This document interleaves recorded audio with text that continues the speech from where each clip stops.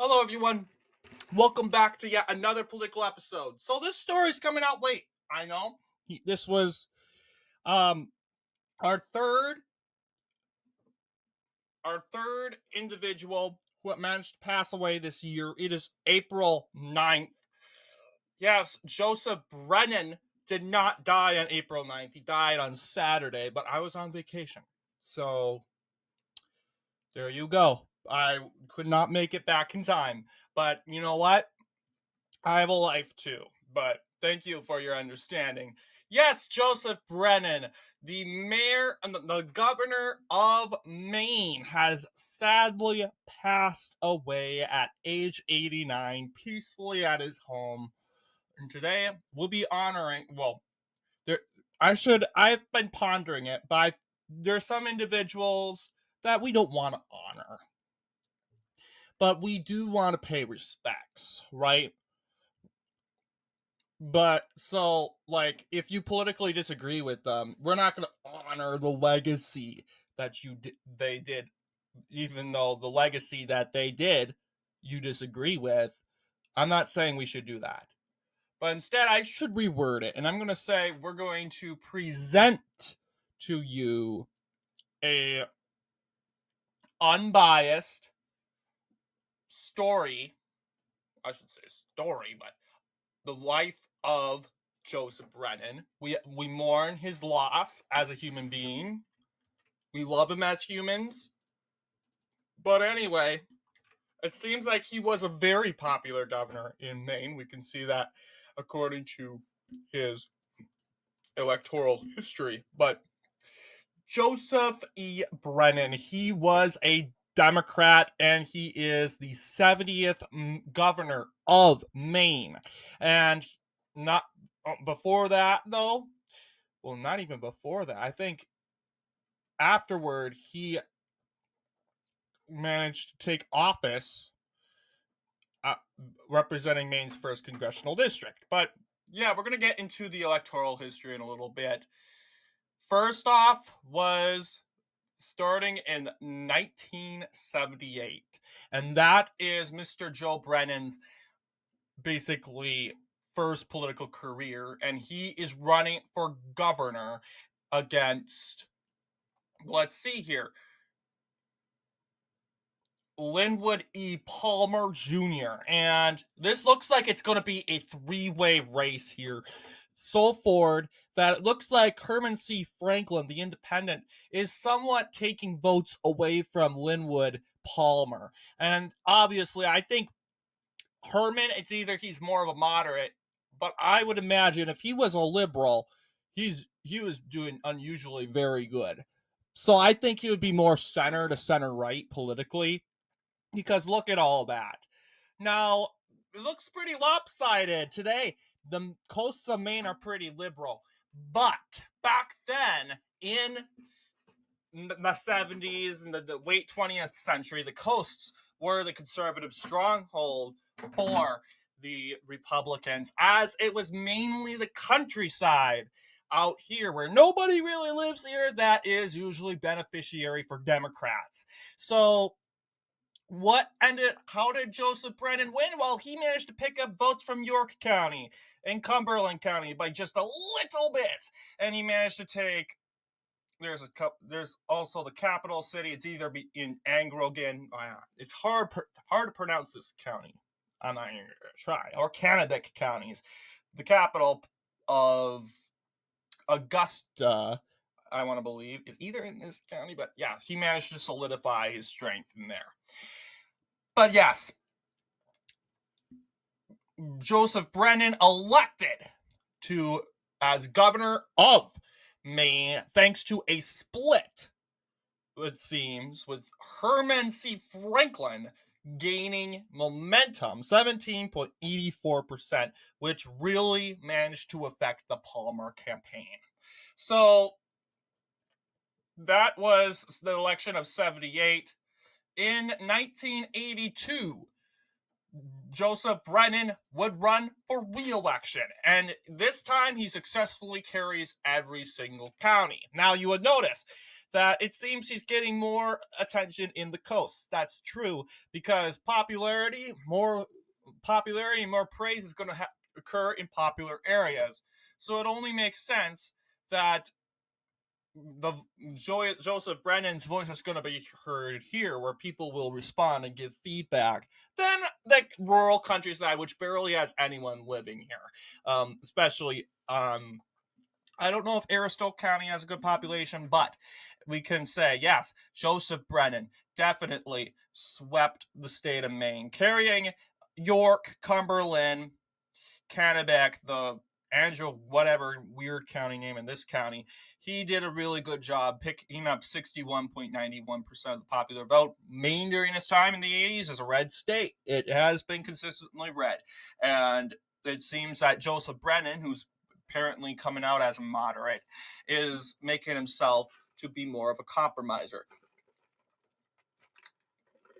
So, yes, I want to clarify, it's usually the northern coasts of Maine that are more conservative. I know a lot of people are like, how can, like, Cumberland, York County during this time was somewhat liberal. I get it. Or if you go down to presidential election history, it's a little more wonky. But I'm not going to talk about demographics of Maine in this video. We're talking about Joseph Brennan. But yes, Joseph Brennan successfully swept Maine with 61.91% of the popular vote. Now, Joseph Brennan would leave the House. Yes, he would leave the governor's mansion. He would announce he was not running for re-election. I think he's term limited. That would make sense why he's not running for re-election, because of the pattern. So, yes, Joseph Brennan was term limited and ineligible to seek re-election. So this resulted to, of course, saying, instead of a Senate run, which I think is kind of silly if you ask me, Mr. Governor Brennan decides to go to the House of Representatives.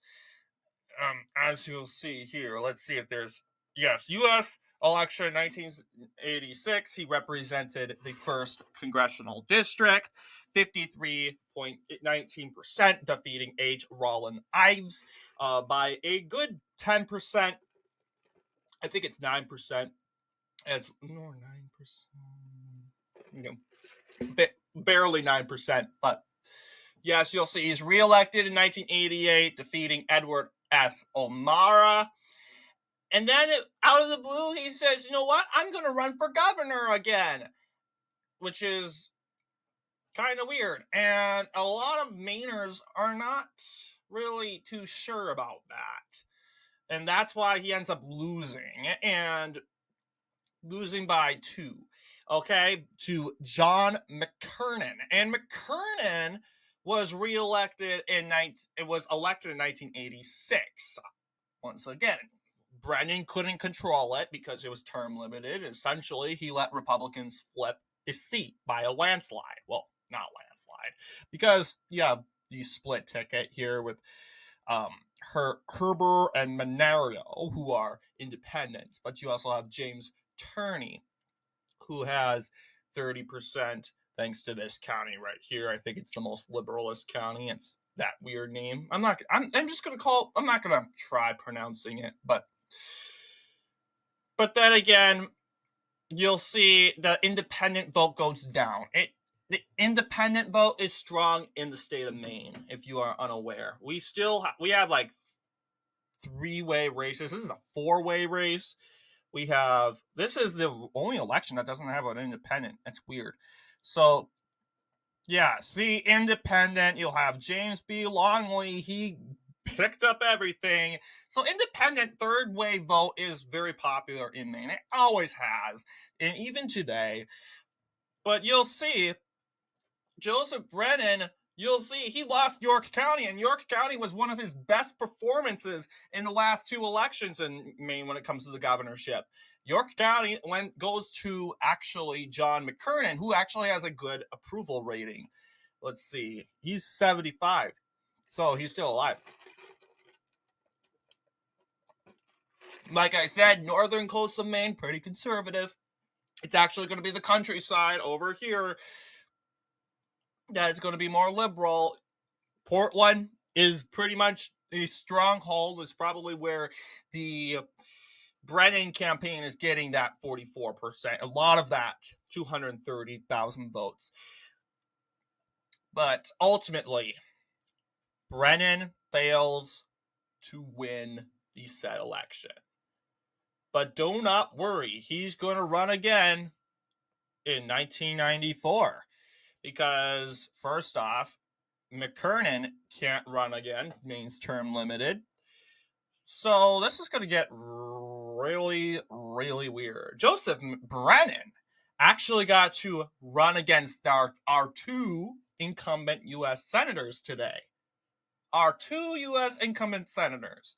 Angus King representing the Class 1 Senate seat. And then we have Susan Collins, the Rhino liberal Republican representing the Class 2 seat.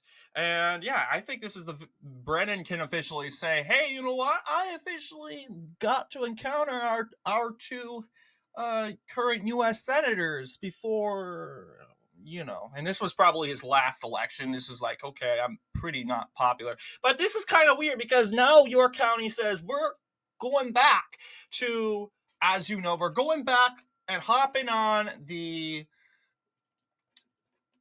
Brennan train. But Cumberland County this time saying, no, we're kind of done. Because Angus King, the winner of this election, by the way, will become governor, was really, really, really popular. And he ran an independent campaign. And if you are to run an independent campaign, the best state to do that during this time would be Maine. Reason being, yeah, like I said, Maine is well known for the three-way ticket race sort of deal. And Maine has a lot of third-way voters that are critical to the two-party system, so they will definitely, this is not responding, but I wonder why. But yeah, Maine has a lot of third-way party sort of deal. That's not nice. Okay, yeah. You'll see, yes, Brennan carried 3 counties, York, Kennebec, this county right over here. I think I know its name. Ugh. But you'll see, yes, the winner was Angus King. He managed to sweep mainly the southern coasts, which have the most population. We have Portland, which given him the victory. Susan Collins mainly did better in northern Maine. Right up here. Northern Maine, it's more conservative. But yes, and then there's Jonathan Carter, and she got 6.4, and that's pretty good, but he never got a county. But yeah, this is our map.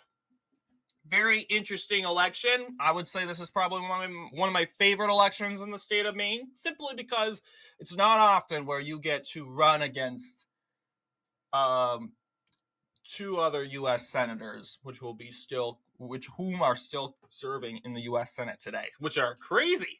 So yeah, let's see. I believe? Yeah, sadly, Joseph Brennan lost twice. He's pretty much saying, okay, my career's done. I don't know, maybe there was some sort of scandal which happened either in the governor's mansion or in the Capitol while he was working in the House of Representatives. Actually, he's not done. He's actually going to run for the U.S. Senate 1996 against Susan Collins. Yes, that's right. Susan Collins in 1996. I don't know if it was 1994. Was it 1994? 1994. Yeah, Susan Collins was like, oh, it's not that bad. Because in 1996, she would 1996, she got elected to the United States Senate.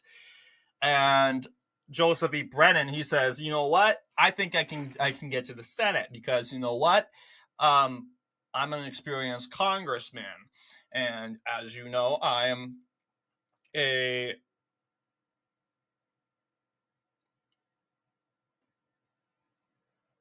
oh yeah, so yeah, I was an experienced congressman.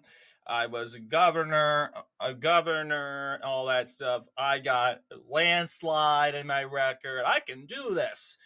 Susan Collins saying, nope, I'm going to win. And technically, yeah, she swept every county except for Cumberland, the weird county name. And then there's Kennebec County, which ultimately all went to Brennan. So what happened? First off, Susan Collins, she's technically from Massachusetts. She came all the way from Massachusetts. She worked in Massachusetts. She was the deputy treasurer of Massachusetts and the nominee for governor in 1994.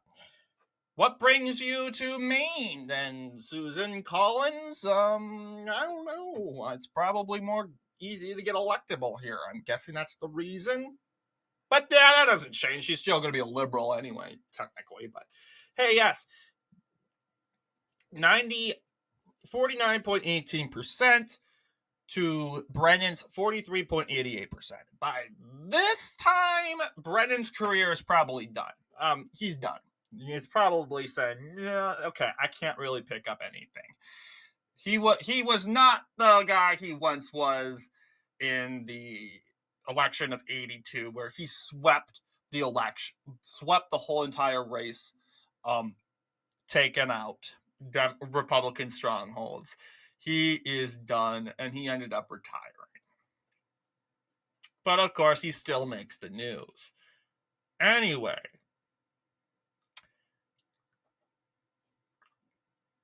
what do you guys think? Rest in peace, Governor Joseph E. Brennan. We miss you. We mourn you. Anyway, I want to thank you all for watching. I'll see you all in the next political episode.